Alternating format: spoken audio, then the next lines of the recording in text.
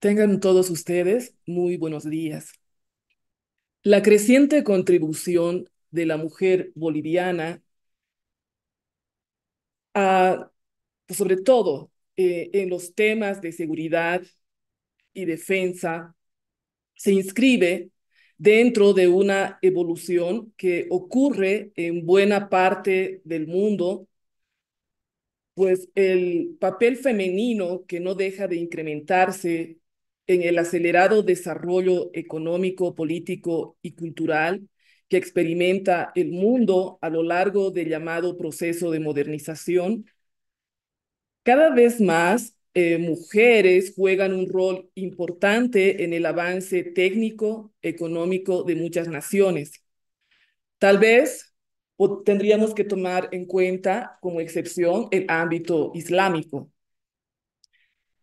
Este proceso se ha acelerado considerablemente desde la Segunda Guerra Mundial y en Bolivia a partir de la Revolución Nacional de abril de 1952, cuando se le concedieron a la mujer los derechos políticos plenos. eh, y además, en las últimas décadas, pese a algunos retrocesos, podemos constatar un incremento de la participación femenina en el plano político, en todas las esferas de la economía, incluyendo el campo empresarial y gerencial, en el terreno universitario y académico, y finalmente, con más lentitud, en el terreno militar. El aporte de la mujer boliviana a la seguridad y defensa es probablemente una parte de la mayor participación general femenina en todos los aspectos del desarrollo histórico. Y por ello, esta contribución que se acrecienta continuamente está relacionada con la emancipación de la mujer en un sentido amplio, con la igualación entre hombres y mujeres y con las formas más visibles de discriminación social contra la población femenina. No es un proceso que haya concluido, pero la participación femenina en toda la vida social es un proceso irreversible en Bolivia. Por lo menos yo espero aquello. Por ello es indispensable esbozar la participación de la mujer en el territorio boliviano, mostrando la participación femenina en varias áreas del desarrollo social, participación que siempre ha estado confrontada con numerosos obstáculos y prejuicios. El aporte femenino a la seguridad y defensa se deriva principalmente de esta evolución hacia la emancipación de la mujer. Ha existido una participación femenina en la defensa del país, por ejemplo, en el campo de la enfermería, en la provisión de alimentos y vituallas y en el mantenimiento de las actividades productivas y administrativas en el campo y en las ciudades. La participación femenina en el frente mismo de guerra ha sido algo más bien excepcional, como lo atestiguan los casos de Juana Zurduy de Padilla en la Guerra de la Independencia y la notable eh, Amalia Villa de la Tapia, que además hay que resaltar que ha sido una aviadora, es decir, en la etapa, nació en 1893 y falleció en 1994. Eh, entonces es importante tomar en cuenta que Amalia Villa de la Tapia se convirtió en coronela de la Fuerza Aérea. Hay que tener en cuenta eh, hay que tomar en cuenta, hay que tomar también en cuenta, o sea, no quiero pasar en alto las investigaciones que se han presentado en la última década sobre las Rabonas, o sea, su participación en la Guerra del Pacífico. Es decir, que no debemos dejar de lado la participación de la mujer en este hito histórico. La presencia femenina en las Fuerzas Armadas, en la Policía Nacional, se ha incrementado en las últimas décadas. Eh, Podemos hablar de se han incrementado no solamente en los cargos y puestos directivos, es decir, en las altas esferas, pues están siendo ocupados por mujeres. Hoy el 8,5% de los militares en carrera son mujeres, jefes oficiales y clases, además de numerosas cadetes mujeres en los centros de formación. En julio de 2024, el ministro de Defensa, Edmundo Novillo, destacó y alabó la creciente presencia femenina en las Fuerzas Armadas.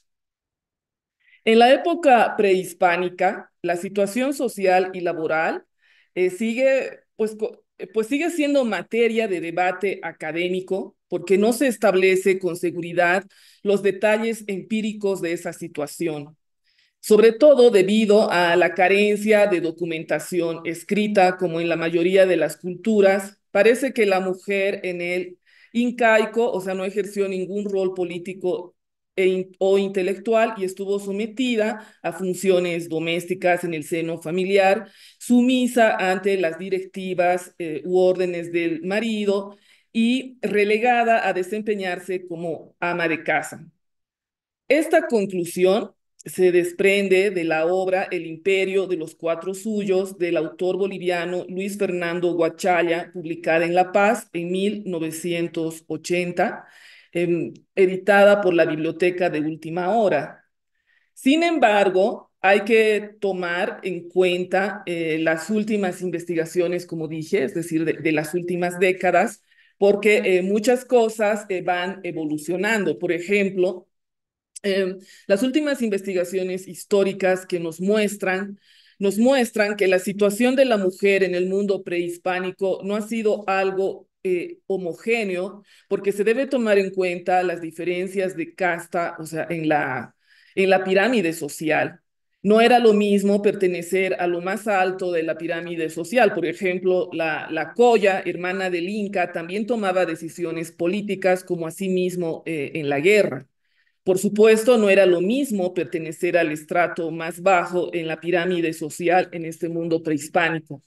Por ello, cuando nosotros manejamos, o sea, cierta bibliografía, no debemos tener las conclusiones deben ser provisionales porque constantemente se va revisando la documentación, las fuentes primarias, que es fundamental este trabajo que realizan los historiadores, asimismo las especialidades de arqueología, antropología, que nos permiten ampliar, o sea, nuestro mundo y sobre todo el conocimiento de nuestro contexto geográfico. Em, entonces, como bien dije, no se puede afirmar de manera concluyente sobre la situación de la mujer en los señoríos aymaras, preincaicos, aunque es posible que las mujeres en aquellos modelos civilizatorios hayan estado sometidas a la clásica división de roles, de acuerdo a la cual las niñas y adolescentes se hallaban bajo la autoridad del padre y luego, después de contraer matrimonio o encontrar una pareja estable, pasaban a, a la autoridad del marido, o sí, a la autoridad, podemos decir, del género masculino. Ambas alternativas no dejaban a las mujeres la posibilidad de un desarrollo autónomo. Durante la era colonial, la situación social de la mujer cambió solo paulatina y limitadamente. Se afianzaron los derechos jurídicos a la propiedad y a la herencia, pero en la vida cotidiana el rol de la mujer siguió siendo marginal en el ámbito público e intelectual. Sin embargo, hay que tomar en cuenta las últimas investigaciones históricas y antropológicas, como ya lo dije, donde se muestra la heterogeneidad en las culturas antiguas de lo que hoy es Bolivia, ya que la mujer era el eje de la distribución de la tierra en muchos señoríos aymaras. Por ello, hay que tener en cuenta que las percepciones de la mujer en nuestro pasado están en constante evolución. Por la literatura sabemos que las mujeres de las clases superiores gozaban de una cierta libertad de movimiento en la esfera del ocio, pero dentro de ciertas limitaciones muy estrechas. Una de las fuentes de información sobre la vida cotidiana en la colonia es la obra Crónicas Potosinas de Bartolomé Arzáns de Ursúa y Vela en los primeros años del siglo XVIII, mediante la cual podemos informarnos acerca de la situación de la mujer. La posición social, ante todo en las clases altas, permitía una elección de alternativas, por ejemplo, en la configuración material del hogar y en la educación de los hijos. La Guerra de la Independencia y la proclamación de la República trajeron consigo una reducida ampliación del rol femenino. Recordemos a la notable guerrillera Juana Azurduy de Padilla, en 1788 a 1862 en el sur del país, y a Vicenta Juaristi Eguino, 1780-1857 en La Paz, aunque ambas no tuvieron seguidoras. También me gustaría complementar, antes de pasar a otro acápite, que podemos advertir en las investigaciones de primera fuente, como por ejemplo en expedientes judiciales, que algunas mujeres de diversos estratos sociales no actuaban como menores de edad porque exigieron sus derechos propietarios apelando a las diferentes instancias judiciales, llegando inclusive a la máxima apelación que se encontraba en España. Hoy aún se puede advertir que estos procesos en los expedientes judiciales que se encuentran en el archivo de Indias, o sea, actualmente, podemos ver que también hay una heterogeneidad de la mujer en la época colonial. Bueno, la Coordinadora de la Mujer publicó en 2006 el libro La participación de las mujeres en la historia de Bolivia, con la autoría de Ana María Lema, María Eugenia Choque y Maritza Jiménez, de donde rescataron los siguientes datos. Bajo el incario y el coloniaje, la mujer era considerada como una menor de edad que requería la tutela severa de padres y esposos. Las mujeres tuvieron un papel preponderante en la formación y consolidación del mestizaje. Ellas supieron integrar los conocimientos indígenas con los europeos en los campos de la medicina, la farmacopea, la alimentación y la crianza de animales domésticos. Durante la colonia, muchísimas jóvenes fueron obligadas a ingresar a un convento y convertirse en monjas. También hay que señalar el rol político de unas pocas mujeres, Bartolina Sisa y Gregoria Paza, durante las rebeliones indígenas de 1781. Durante la Guerra de la Independencia se destacaron heroicamente las mujeres que en Cochabamba defendieron el puesto de la Coronilla, es decir, el 27 de mayo de 1812, dando su vida por la libertad del Alto Perú. Durante los primeros tiempos de la República, las mujeres fueron excluidas totalmente de la vida política. No tenían derechos ciudadanos, pero lentamente empezaron a insertarse en el campo laboral, es decir, participando en tiendas, el comercio, luego en talleres y finalmente en fábricas. En el siglo XIX, algunas mujeres se destacaron en el ámbito literario, como la argentina Juana Manuela Gorriti, 1816-1892, esposa del presidente Manuel Isidoro Belzu. Juana Manuela Gorriti es autora de novelas y relatos, fue autora de novelas y relatos, y podemos mencionar también a María Josefa Mujía, 1812-1888, poeta ciega de tendencia romántica, Adela Zamudio, 1854-1928, educadora, poeta y novelista, madre del feminismo boliviano, y en honor a ella justamente nos encontramos acá este día, porque recordemos que en honor a ella se estableció, o bueno, por lo menos la presidenta en ejercicio de ese entonces, Lidia Gayler Tejada, instauró el Día de la Mujer Boliviana, conmemorando el cumpleaños de Adela Zamudio. Eh, Considero también importante mencionar a la educadora cruceña Julia Barberí Ibáñez, 1888-1963, nieta y heredera de Andrés Ibáñez. A partir del régimen instaurado por el Partido Liberal, 1899-1920, y la reforma educativa, 1909, mejoró considerablemente la situación de la mujer.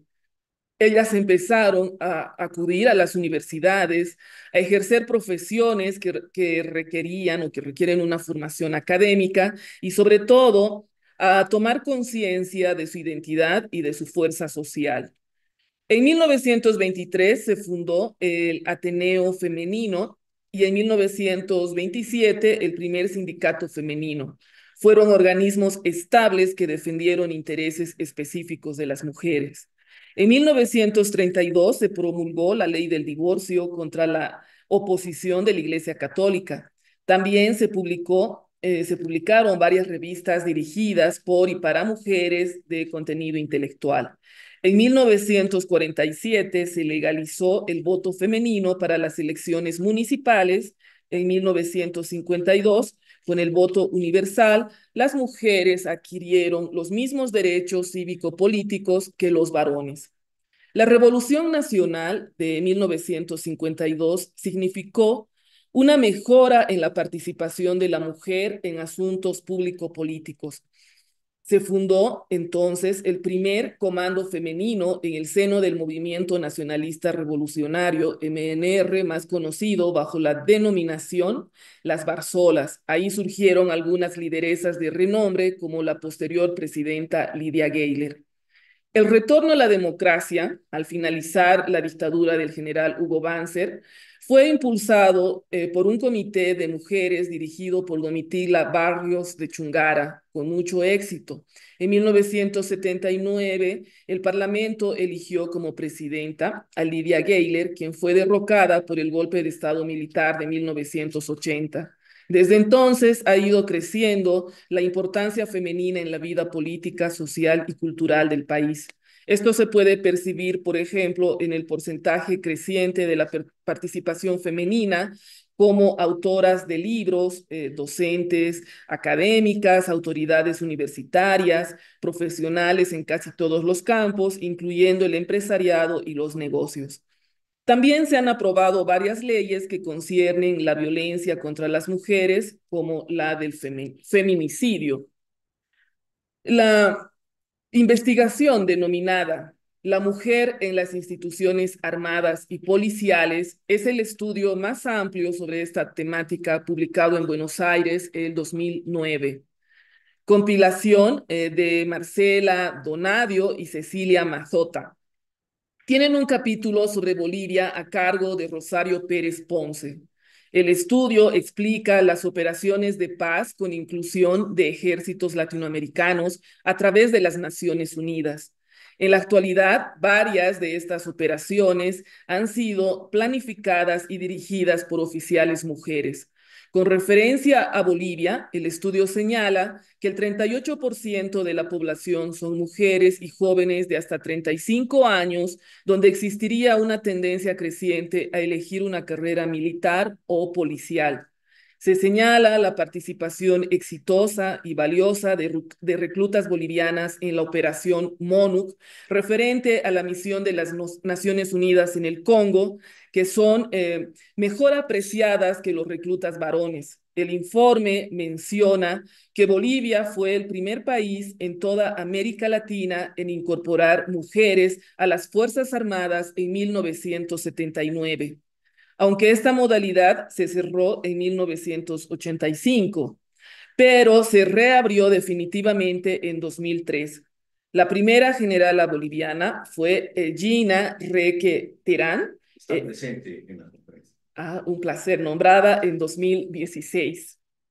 Con respecto a la Policía Nacional, ya en 1973 se creó la Brigada Femenina, una unidad eh, se, una unidad operativa de carácter preventivo. En 1999 se reabrió en la policía la admisión de cadetes mujeres según el estudio. Las policías mujeres son muy apreciadas por su mayor apego a las leyes y reglamentos y por su perspicacia al tratar casos de violación de normas. Esto se habría constatado, por ejemplo, durante las operaciones de la MINUSTAH, que es la fuerza expedicionaria de las Naciones Unidas en Haití, donde hay un contingente boliviano. En el campo de la producción académica intelectual sobre las Fuerzas Armadas a nivel latinoamericano y también boliviano, se destaca la participación muy activa de mujeres que se han ganado la reputación de producir estudios de alta calidad internacionalmente reconocida. Entre ellas podemos citar a Carolina Sampó y Sonia Alda, compiladoras de un estudio sobre la transformación de las Fuerzas Armadas en un instrumento indispensable para luchar contra el crimen organizado. Este estudio, que también incluye un capítulo sobre Bolivia, es pionero al mostrar que en la actualidad la legitimidad de las Fuerzas Armadas no se halla exclusivamente en la defensa contra enemigos externos, sino también en la activa participación en temas de desarrollo y combate a los delitos organizados de manera muy sofisticada como el narcotráfico y afines. Dentro de este grupo de investigadoras en torno a temas de seguridad, es importante mencionar a la boliviana Loreta Tellería, magíster en estudios sociales y autora del estudio Hegemonía Territorial Fallida, quien pertenece a RESDAL, la Red de Seguridad y Defensa en América Latina. Fue directora del Observatorio de Democracia y Seguridad en La Paz. Tellería analizó el mito fundacional de las Fuerzas Armadas en América Latina y Bolivia, llegando a la conclusión de que no poseen la superioridad moral que ellas mismas se atribuyen y que por lo tanto no son los forjadores de la patria y los defensores de la soberanía nacional y del territorio. El rol de las Fuerzas Armadas en la construcción del Estado sería altamente controvertido y desfavorable para la democracia popular. Las Fuerzas Armadas habrían acumulado impunidad y no habrían cumplido adecuadamente su rol multifuncional.